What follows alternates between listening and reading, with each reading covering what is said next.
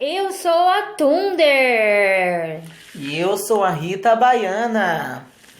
E eu sou a Vovó Zuda. E juntos nós somos Devaneios do Cotidiano. Uhul! Alô, galera do Hermelino Matarazzo. Olá, pessoal de São Miguel Paulista. Alô, povo e pova de Salvador, Bahia! Alô, nossos ouvintes assíduos de todas as quintas-feiras, às 10 horas da noite. Olá, pessoal aí de São Cristóvão, que também são nossos ouvintes fiéis. Então, pra você, né, nós estamos aqui com mais um episódio. E aí esse episódio vai ser babado, porque vai ser um episódio do Halloween. Então fique conosco, sempre episódios inéditos na BR 378, beleza? Vai ser Fique conosco. Hoje o Devaneios do Cotidiano vai ser babado, confusão e gritaria. Vem com a gente, você que está indo trabalhar, você que está em casa, você que está na sua faxina. na sua faxina. Todos nós estamos aqui hoje para trazer o maior entretenimento no Devaneio do Cotidiano. Entretenimento. E aí, você que é motorista de aplicativo, você que é dono de casa, o pessoal da rádio que nos acolheu, aquele abraço para todo mundo, né? Nossa, o pessoal da rádio fez mais uma live, eles estão assim arrasando lá em Ibiúna. Parabéns. Parabéns. Sucesso. Dentro de um negócio lá religioso. Nossa, muito lindas as imagens. Parabéns aí, Thiago, e toda a equipe. Os meninos estão arrasando. Uhul! Uhul! Deixa eu dar meus parabéns. Ontem foi o dia da dona de casa, né? Ah, parabéns a todas as donas de casa. Parabéns a todas as donas de casa que não têm os seus trabalhos aí valorizados, porque trabalhar em casa não é fácil, né? É passar, cozinhar, lavar. Se ainda tem as que, né, estão lá firme e que também no meio desse trabalho pode estar dando a nossa audiência aqui para nós do Devaneios. Parabéns, dona de casas! Isso, e você, meu amor, se sinta valorizado. Então vamos lá. O que é trabalho? Trabalho é qualquer atividade produtiva. Sim. Levar o lixo para fora é trabalho, lavar a louça é trabalho, passar pano na casa é trabalho. Agora, o que é emprego? É uma atividade remunerada. E lembrando que se você fica em casa e o seu companheiro ou companheira, ele sai para, né, fazer essas atividades fora, você também está trabalhando. Sim. E provendo o seu lar. E você tem que ser também valorizada, tá? Então se sinta acolhida, se sinta valorizada por nós, Devaneios do Cotidiano. Isso mesmo. E sempre que puder, fique ligado, preste atenção. Estamos aqui querendo a sua audiência, nos acompanhe, porque dentro dessa loucura pode sempre ter alguma coisa que pode te inspirar a ser cada dia melhor. Feliz, responsável, Isso. Amável, Isso. né? Se sentir amada, acolhida. Então, estamos aqui para te amar. Então, o intuito do Devaneio do Cotidiano é justamente isso. Isso. Então vamos lá, vovó. Lembrando que esse episódio nós não somos Eli Correia, mas nós vamos contar histórias aqui de arrepiar. Não fique com medo, fique conosco que você vai gostar, porque dentro desse terror também tem as nossas maluquices, então pode dar um frio na espinha, quando pode dar vontade de dar risada também. Beleza? Beleza. Então eu vou começar.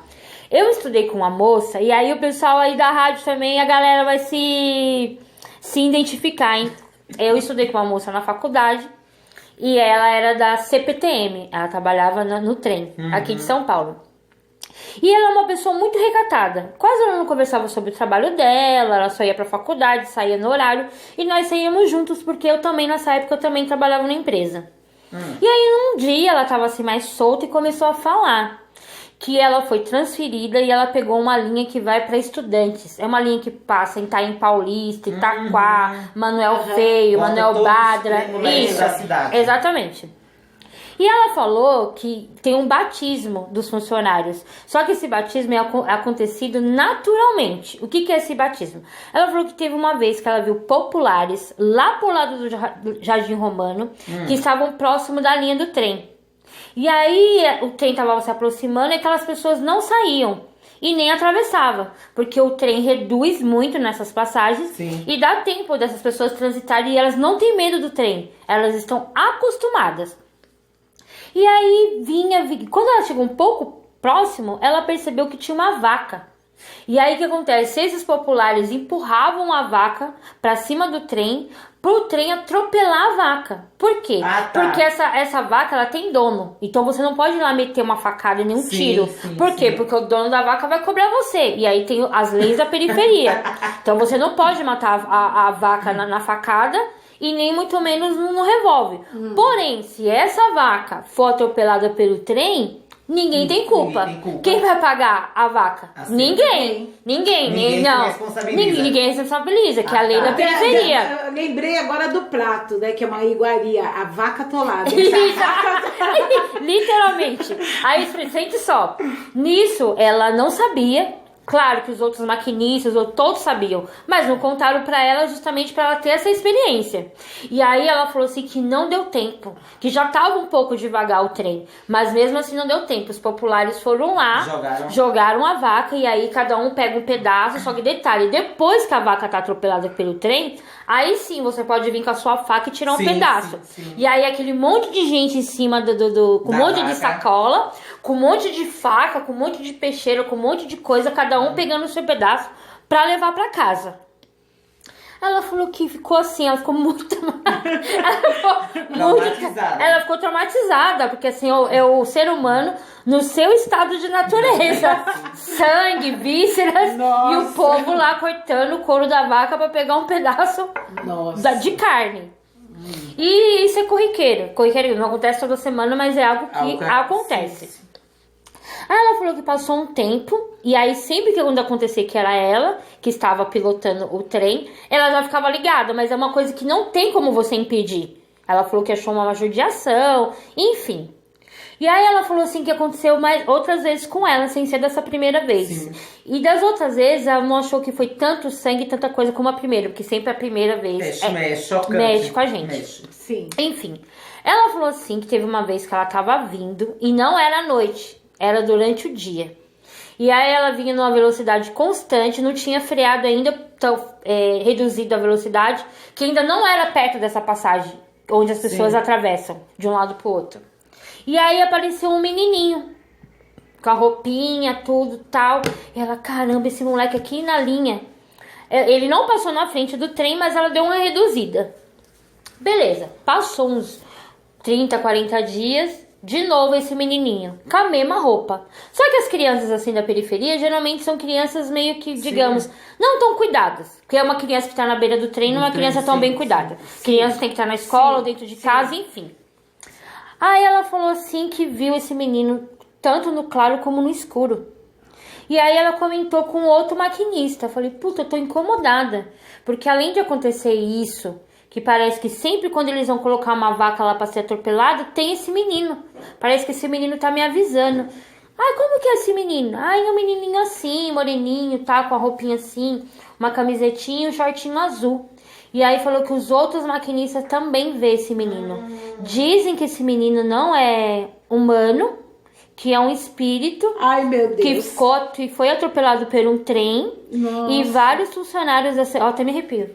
Que vários funcionários da CPTM vê esse menino. E aí essa menina, essa minha conhecida, ela viu o menino pra anteceder ao atropelamento da vaca. Então, quando ela via o menininho, ela sabia que era que os populares estavam colocando a vaca para ser atropelada. Legal mesmo, é assustador. Legal, assustador. Não, então, nisso, depois, ela até pediu para ser removida dessa linha, para outra linha. Que é até uma linha bem mais distante, porque ela morava aqui também no extremo leste. Por causa de tudo isso, do atropelamento da vaca, de aparição de espírito. Gente do céu. Não é fácil esse negócio de... É muito complicado, né, mexeu gente? com as forças ocultas. Sim. E aí, né, quando eu morava bem no interior da Bahia, né, eu tinha uma amiga chamada Keu. E aí, Keu, ela tinha uma amante que ela ia se encontrar com esse amante sempre às escondidas. E aí, quando foi um dia, ela disse, ai, vamos comigo encontrar o meu namorado, não sei o quê. Eu falei assim, eu vou com você. E aí, nesse que eu tô lá com ela, né? Dentro daquele ambiente, ela tava debaixo de uma árvore conversando com o rapaz. E aí, de repente, eu vejo aquele homem aboiando gado, como se aqueles bois viessem na nossa direção. Nossa. Aquela pisada, aquele chocalho que tocava, aquele homem aboiava. E nós, né, com medo, como ele era amante, né, daquele homem, nós corremos. E aí, quando a gente corre, a gente se esconde debaixo de uma moita, né? E espera esses gados passarem, esse vaqueiro passar. E até hoje a gente espera esse homem passar com esse boi. E até hoje a gente não sabe quem foi. Nossa. Mas vocês viram ou só ouviram? Nós vimos o cavalo correndo, né? Os chocalhos tocando, né? O homem aboiando. Mas esse homem, ele não passou por nós. E nem o gado? E nem o gado. Nós corremos, Nossa. entendeu? Ai, que medo. Gente. E aí, esse homem, até hoje, nós buscamos explicação, né? Pra saber quem é, né? O que é que aquele espírito ele faz ali naquele ambiente. E até agora, nada. Gente. Uma história verídica da Rita Baiana. Nossa, a Rita com as suas histórias, Do né? interior tem muitas, né? Muitas Isso, eu vou contar histórias, uma né? do interior. Na É, verdade, sim. não foi eu Vai, que vai. vivenciei. E essa história é que assim, é uma história contada de alguém que, enfim. Sim, né? as histórias do interior são de boca assim, em né? boca. De boca em boca, né? E E antes da escrita era assim, né? Sim, Isso, as histórias orais. Isso, antes por da oralidade, internet. né? Oralidade. Então, aí essa história foi contada, era de Minas Gerais, quem me contou foi o meu primeiro lá, né? Meu primeiro marido, meu primeiro lá, né? Então, assim, eu fui em Minas, então eles gostam de contar esses causos e tudo mais. É igual a doida da Ritinha, né? Que conta a história do Boto na novela. Deixa a vovó contar, depois a gente entra nessa história do Boto. Aí a gente vai ficar naquela história de contar, né? Então vamos lá. Então diz que tinha um cara. Tira a mão daqui, vovó. Porque essa história, eu falei pra Rita Baiana que eu ia contar pra ela e ela vai entender. Então tinha um cara lá que tudo em qualquer lugar que ele ia, ele soltava desgraça. Porque essa desgraça é isso, essa desgraça é aquilo, Sendo que é uma palavra que não devemos falar porque traz isso. Eu não gosto dessa palavra, Eu já até também não falei. E aí ele soltava isso pra tudo que era lado. E aí todo mundo, ai, que palavra feia, não fala isso. Não, isso é besteira, é bestagem. Isso não tem nada a ver, não. E aí ele foi jogar, mas batia o pé na desgraça. Desgraça. E foi indo, enfim. E aí ele saiu, foi correr atrás lá dos bichos, então ele ateriou lá o cavalo, subiu em cima, né? E aí tava no escuro, porque lá no meio do mato... Não tem iluminação. Não tem iluminação e a luz do dia demora, né? Sim. Pra chegar, então tava meio escuro e ele já tava trabalhando, então ele pegou, começou a andar e de repente ele sentiu uma mão fria voltada à cintura dele. E aí ele foi olhar pra trás. Misericórdia. Quando ele vai ver, tinha uma caveira bem feia. Aí a caveira virou e falou pra ele: você tanto me chamou que eu estou aqui. Ele, quem é você? A desgraça. Sério isso? Diz que foi verdade. E aí o povo fica com medo e ninguém fala, Sim. né? Tu não? Então, Rita, vamos cuidar.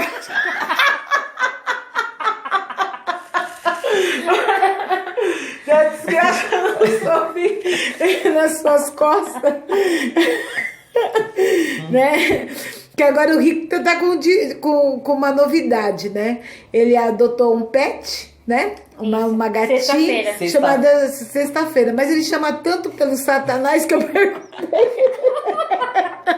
Igual a bruxa do 71. A bruxa de 71. Por que ele não pôs o nome da gata de Satanás? Não, Aí, Sexta-feira o nome da bonitinha. gente, essa Rita é terrível. E aí eu chamo a gatinha de vez de chamar de sexta-feira. Que sexta-feira é nome? Eu chamo de ternurinha. Pensa que maluquice de sexta-feira?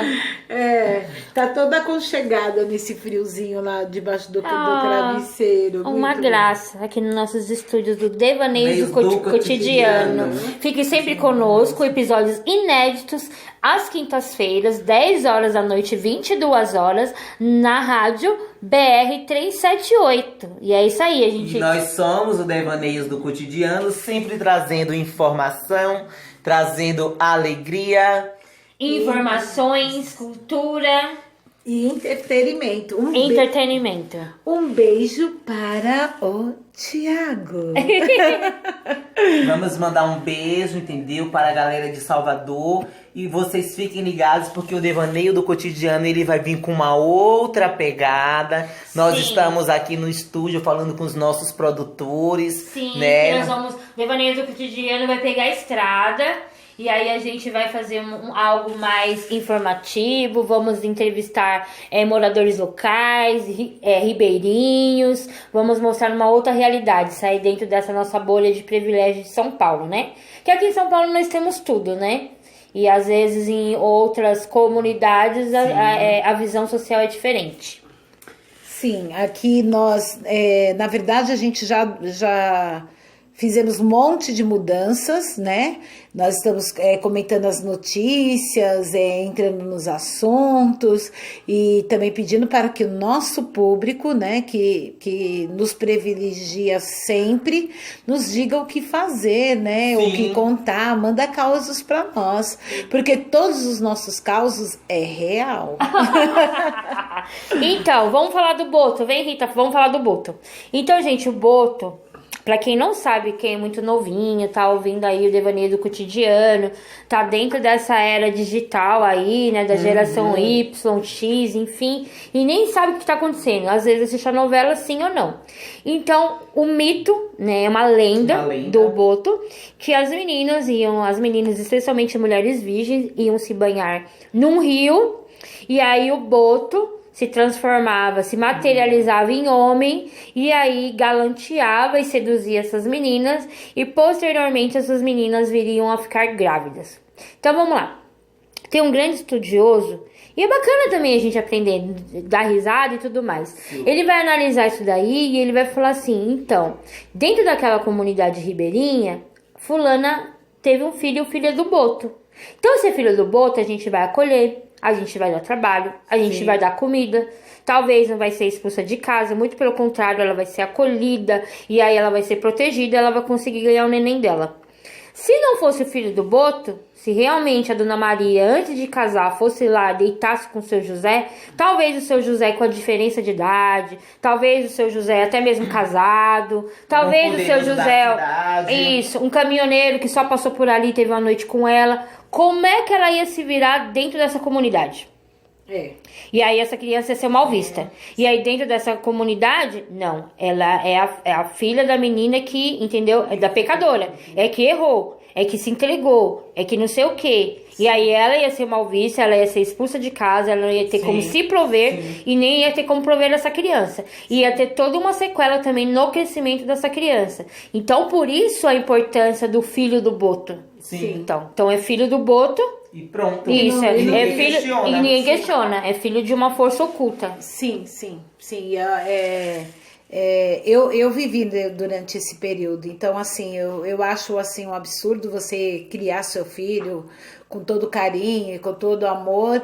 E no primeiro tropeço, né, que hoje já não é dessa forma, você pegar tudo aquilo que você entendia, via ou construía, você jogar pela porta fora. Se vira, e aí muitas moças aqui em São Paulo foram expulsas mesmo de casa. Tinha muito do interior de Minas pra cá pra trabalhar. Isso, então muitas ficaram dessa forma e tiveram que se virar com os filhos, também como também aquela lenda lá do vou comprar cigarro. Sim, nunca mais volta. Nunca mais volta, né?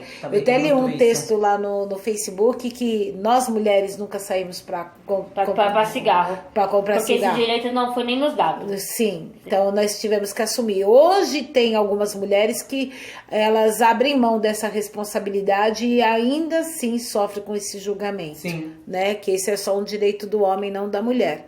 Mas é uma proteção mesmo para as meninas locais e que essa lenda realmente se perdurou por muito tempo. Hoje mais nem tanto, mas deve ter ainda, né? Sim, é muito mais fácil, né? É muito mais fácil. E aí, Rita vai falar o que pra nós sobre isso? E aí a gente vai vendo, né, como é que essas coisas elas vão mudando no decorrer do tempo, né, que vai depender de todo um contexto local, todo um contexto social, né, que aquelas pessoas estão inseridas, né? Pra você ver que até as unidades de base, né, eclesiásticas, não condenavam se era filho do Boto. Sim. Também era entre aspas, o aceito. senso comum, O né? senso comum que estava Isso, disseminado dentro daquele povo isso. que vivia, é o que A perdoava o crença do imaginário. povo não pode jogar por cima, né? assim, o que É a estava fé. no imaginário daquelas pessoas. Né? Eu acredito que o tempo ele faz o que? Ele tira o véu, ele desvenda. Sim. Então hoje o olhar, aquele olhar que tinha lá não vai ter mais. Sim. E dentro dessas comunidades que eles são muito ligados, comunidades Ao ribeirinhas misticismo. e ao misticismo, mas muito religiosos, Muito né? religioso, Então sim. dentro dessas comunidades ribeirinhas, você vai ver sempre uma igrejinha lá no pé do rio. Né? Então, sendo filho do Boto, ela não era expulsa de frequentar aquele ambiente religioso. E diferentemente, se fosse filho do pescador que não assumiu a barriga, ou filho de qualquer outro, ela já não ia ter esse amparo. Sim, né? sim. Não, e a gente... existe estudo, né? Você vai entender o desenvolvimento daquele povo de acordo com as lendas com que eles contam, né? Sim. Dá pra gente poder nos entender. E até hoje, e é bonito mesmo, faz parte Da cultura, da nossa do Brasil, cultura, né? do Brasil, do desenvolvimento daquela região. Enfim, eu acho que, assim, a primeira vez que eu escutei essa lenda, eu ficava imaginando como é que seria o filho do Boto, se ele teria algumas características, né? Se tinha ali, e aí Alguma deformação, né? Isso, porque na verdade eles falam, né, que ele parece mais bonito, né? Sim, um rapaz muito bonito. Isso, muito bonito, que acaba seduzindo as moças, enfim, né? E é muito importante, nós temos que valorizar a cultura do Brasil. E é uma coerção social, no sentido que, exemplo, eu não entraria nem nesse rio. Não pisaria nem meu pé. Se você... Também tem isso, que nem a loira do banheiro. Sim. Então, tem o boto aí que vai te pegar tal. Yara, isso. as sereias que encantam os homens também. Então, eu ia ficar com medo, né?